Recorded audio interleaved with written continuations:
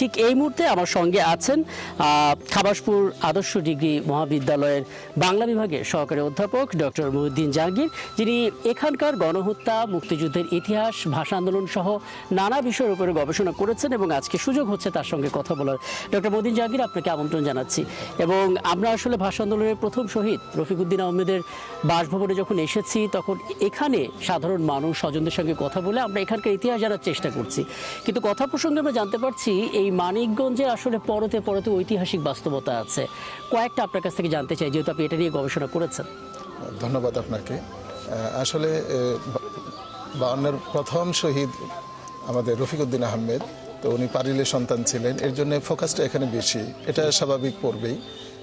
আর আমাদের এর বাইরে যদি আমরা আলোচনা করতে যাই, তো আমরা জানি যে মানিকগঞ্জের শিক্ষার যে বিদ্যাপীঠ ছিল প্রথম, দেবেন্দ্র কলেজ, সেটি প্রথমে প্রতিষ্ঠিত হয়েছিল তেরশ্রী এলাকায়, এবং ওখানে যে জমিদারের কালীনারায়ণ ইনস্টিটিউট নামে একটি প্রতিষ্ঠান রয়েছে, ওখানে রেড নন্দী উনি বাম দল করতেন, প্রমথনাথ নন্দী। তো তার নেতৃত্বে ওখানে আগে থেকেই একটি শিক্ষার জাগরণ ছিল, এবং 52-এর ভাষা আন্দোলনের পূর্বে থেকেই 48 থেকেই যখন জাগরণ শুরু হয় পূর্ব বাংলায়, তখন ওনার নেতৃত্বে ওখানে এক ঝাঁক তরুণ, তারা নবম দশম শ্রেণীর ছাত্র ছিল। অপটিক্যাল ব্রাইটেনার, কালার গার্ড এবং ডার্ট লক সমৃদ্ধ অ্যাডভান্স ফর্মুলায় এলো নতুন রে ডিটারজেন্ট পাউডার। এর ভিতরে মিরান আলী মাস্টার, ওয়াজুদ্দিন মাস্টার, একে এম আব্দুল সালাম, এরকম আরও বেশ কয়েকজন তরুণ ছিল যারা এই 52-এর ভাষা আন্দোলনে ওখানে মিছিল করার দায়ে এবং একটি নাটক মঞ্চস্থ করার দায়ে তারা গ্রেপ্তার হয়েছিল। তো ওখানে এরকম একটি ঘটনা ঘটেছিল। তারপরে আরেকটা বিষয়, আমরা বর্তমান যে মানিকগঞ্জ সরকারি বালিকা উচ্চ বিদ্যালয় রয়েছে, তার সামনেই পাকিস্তান আমলে যিনি মন্ত্রী ছিলেন আব্দুল লতিফ বিশ্বাস, তার বউ ছিলেন উম্মে সাহারা খাতুন। তার বলিষ্ঠ ভূমিকার কারণে যখন আপনারা জানেন যে কেন্দ্রীয় শহীদ মিনার যখন গড়ে তোলা হয় 24 থেকে 25 তারিখের ভিতরে, ওটা আবার নুরুল আমিনের নির্দেশে 26 তারিখে ভেঙে ফেলা হয়।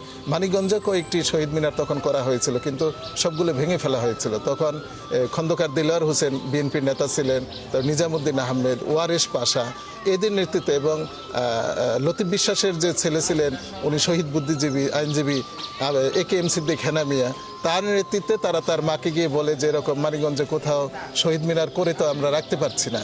তখন উম্মে সাহারা খাতুন, এই বিদুষী নারী, একটি রাইফেল দিয়ে ওখানে তার বাড়ির আঙিনায় শহীদ মিনার নির্মাণ করার জন্য তিনি সম্মতি দেন, এবং ওটা গড়ে তোলে সংগ্রামী যে ছাত্র জনতা ছিল। এবং একে দত্ত ছিলেন তখন মহকুমা প্রশাসক, তিনি পুলিশ নিয়ে ওটাকে ভাঙতে এসেছিলেন, কিন্তু ওই মহিষী নারীর চরম প্রতিবাদ এবং বিরোধিতার মুখে তারা চলে যেতে বাধ্য হয়, এবং সেই শহীদ মিনার কিন্তু আজও ওখানে বিদ্যমান রয়েছে। এবং আমরা একটু আগেও দেখে আসছিলাম, মানে এই শহরটাকে যখন আমরা খুব কাছ থেকে ঘুরে ঘুরে দেখার চেষ্টা করছিলাম, তখন আমরা প্রথম শহীদ মিনার সেটাও দেখে এসেছি। আর মহাবিদ্যালয় খাবাসপুরের বাংলা বিভাগের সহকারী অধ্যাপক ডক্টর মহিউদ্দিন জাহাঙ্গীর। ডক্টর মহিউদ্দিন জাহাঙ্গীর, আমরা যখন রফিকুদ্দিন আহমেদ ভাষা আন্দোলনের প্রথম শহীদ, তার জীবনী পড়ছিলাম, আমরা দেখলাম 26 বছর বয়সে তিনি মারা গেলেন, অর্থাৎ শহীদ হলেন যখন তিনি 52-র ভাষা আন্দোলনে মিছিল নিয়ে গিয়েছিলেন। এরপর 50 বছরের কাছাকাছি লাগলো কেবল 21শে পদক পেতে, মানে যেই 21-এর জন্যই তিনি শহীদ হলেন, 50 বছর লাগলো কেবল সেই 21শে পদকটা পেতে। তার মানে বোঝা গেল যিনি শহীদ হলেন তার ক্ষেত্রেই সেই স্বীকৃতি পেতে এত দেরি হচ্ছে। কিন্তু রাষ্ট্রভাষা বাংলার ক্ষেত্রে বাংলার যেই ভবিষ্যৎটা আমরা চিন্তা করি, যে পরিমাণ মানুষ, যে পরিমাণ জনগোষ্ঠী এই ভাষাটাকে চর্চা করবে, আমাদের তো আসলে ভয় হয় যে আমরা আসলে সেই লক্ষ্যে পৌঁছতে পারবো কিনা। আপনি সত্যি বলেছেন। আমাদের গ্রামে একটি প্রবাদও আছে যে যারে দিয়ে তুমি পুটির মা তারে তুমি চিনলে না। আসলে আমাদের আক্ষেপ লাগে, আমরা দেখেছি যে ব্রিটিশরা যখন এই দেশ শাসন করেছে, তারা ইংরেজি ভাষাকে আমাদের উপর চাপিয়ে দিয়েছিল। মুঘলরা যখন এই দেশ শাসন করেছে, তারা ফার্সি ভাষা আমাদের উপর চাপিয়ে দেওয়ার চেষ্টা করেছিল।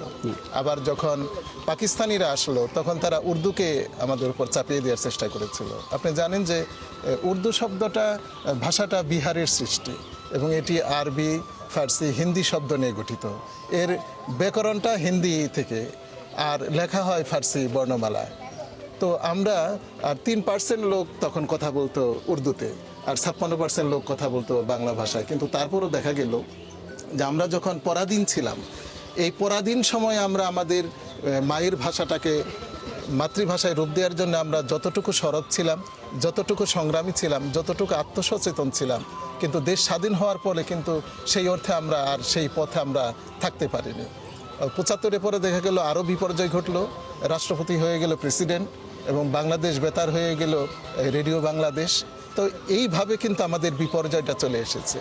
আর এই 200 বছরের যে ঔপনিবেশিক শাসন শোষণ আমাদের ভিতরে হীনমন্যতা এত বেশি কাজ করেছে যে মনে হয় যে ইউরোপীয় জিনিসই ভালো, সাদা চামড়ার যারা মানুষ তারাই মহৎ মানুষ এবং ইংরেজি ভাষাটাই শ্রেষ্ঠ ভাষা।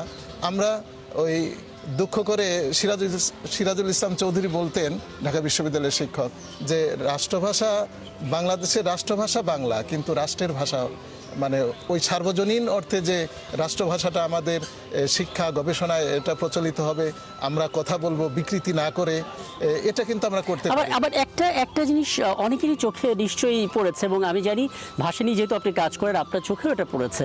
আমরা যদি কোরিয়ান ভাষা চিন্তা করি, আমরা যদি চীনের ভাষা চিন্তা করি, তারা কিন্তু সবার আগে নিজেদের ভাষাটাকে এমনভাবে তৈরি করেছে যে আগে নিজেদের ভাষাতেই সব কিছু শিখে, এমনকি প্রযুক্তি যে ভাষা সেটাকেও তারা তাদের ভাষায় নিয়ে গেছে, বদলে ফেলেছে।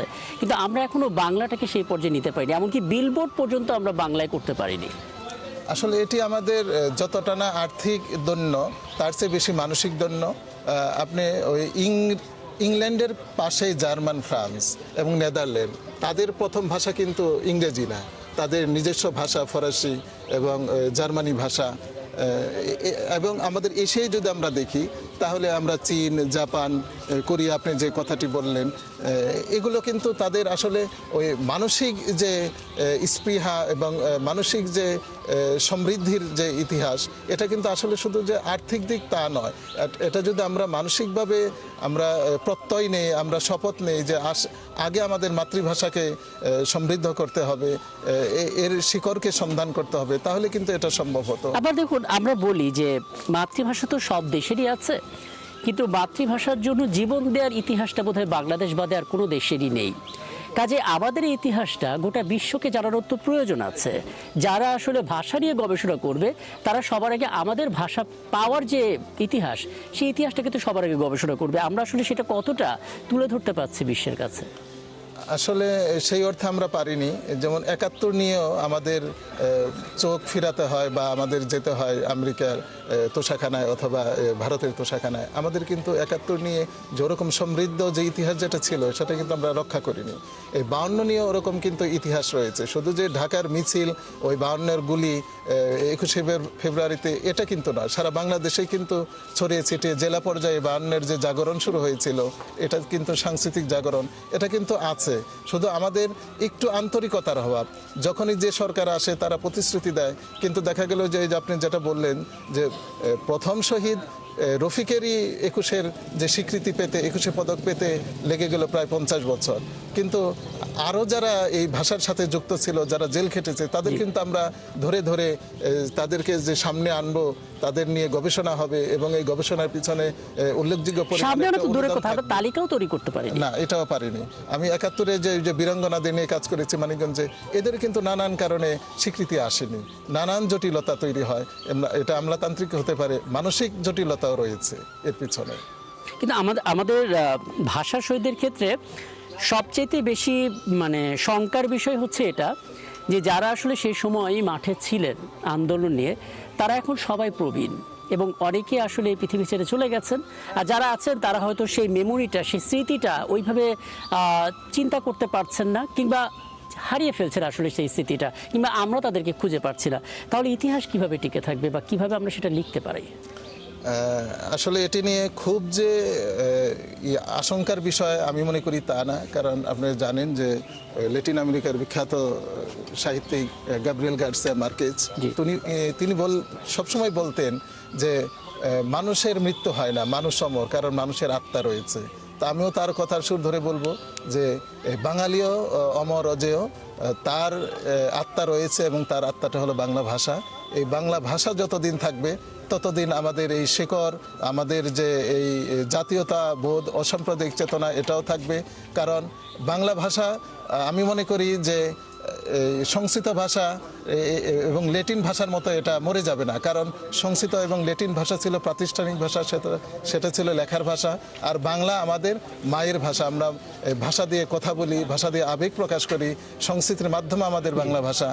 যেহেতু আমরা এই ভাষাকে প্রতিদিন চর্চা করছি, আর যেটা আশঙ্কার কথা বলেছিলেন, আমার যেটা বিশ্বাস হয়, আমরা যদি আমাদের প্রতিদিনের এই ভাব প্রকাশটা যদি আমরা শুদ্ধ বাংলায় করতে পারি, আমরা যদি শুদ্ধ বাংলায় লিখতে পারি, তাহলে কিন্তু দেখা যাবে এই আমাদের প্রতিদিনের যে এই প্রাত্যহিক যে ক্রিয়াকর্ম, এর মাধ্যমে কিন্তু বাংলা ভাষাটা সমৃদ্ধ হয়। একদম। এবং আপনি যেটা বললেন যে মানসিক দৈন্যতা, সেই জায়গা থেকে বেরিয়ে আসাটা খুবই জরুরি। আপনাকে অনেক ধন্যবাদ, কৃতজ্ঞতা আমাকে সময়টা দেওয়ার জন্য। আমাদের সঙ্গে ছিলেন এতক্ষণ ডক্টর মহিউদ্দিন জাহাঙ্গীর, এবং তিনি আদর্শ ডিগ্রি মহাবিদ্যালয় খাবাসপুরের বাংলা বিভাগের সহকারী অধ্যাপক।